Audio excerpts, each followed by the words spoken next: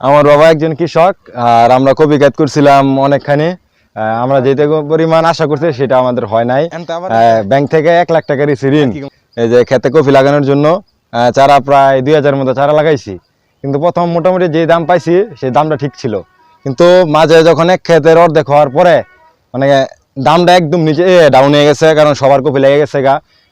বাইরের থেকে কপি আসতেছে, আমার এলাকার কপি সব কপি মিলাইয়া মানে বাজারে এখন মানে আগে যে জায়গাতে বেশি 50 টাকা, কমতে কমতে এখন এসে দাঁড়াইছে 10 টাকা, সেটাও নেওয়ার কোনো মানুষ নাই।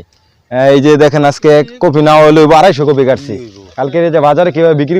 গত বছর আমরা যে পরিমাণ লাভবান হয়েছিলাম তার তুলনায় এবার তো হয়ই নাই।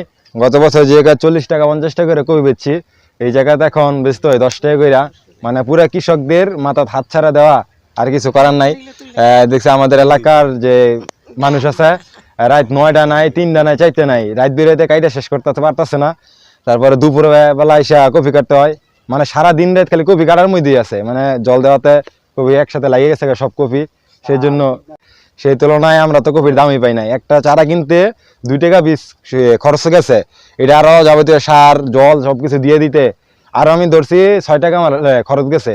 6 টাকা খরচ যাওয়ার পরে যদি সেই কপি আমি 10 টাকা করে বিক্রি করি, আর পরিশ্রম তো বাদ হয়ে দিলাম। এই যে আমরা 4 জন পরিশ্রম করে, আরো তো লোক নিতে হয় কাজ করার জন্য। এত কাজ করার পরও যখন 10 টাকা করে কপি বেছে, তখন কৃষকের মাথা মানে লোকসান ছাড়া আর কিছু করারই নেই। ঠিক আছে, আমার আর বলার কোনো ভাষা নাই। প্রিয় দর্শক, এবছর গাজীপুরের পুবাইলে ফুলকপি চাষ করে কৃষকের মাথায় হাত।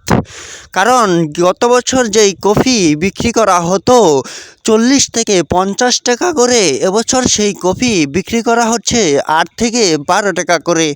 তাই প্রতি বিঘায় লোকসান গুনতে হচ্ছে 15 থেকে 20,000 টাকা। 1 বছরের ব্যবধানে বেড়েছে কীটনাশক ও সারের দাম, বাড়েনি কপির দাম, যার কারণে কৃষকরা এবছর কপি চাষ করে অনেকটাই লোকসানের দিকে। এবার তো কপি পুরা ধরা গিরস্তি। গতবার তো 50 টাকা বেচছিলাম, এবার 8 টাকা 10 টাকা। গতবার এনি খেত করে বেচছিলাম 2.5 লাখ টাকা, এবার তো অনেক টাকা ধরা হইব।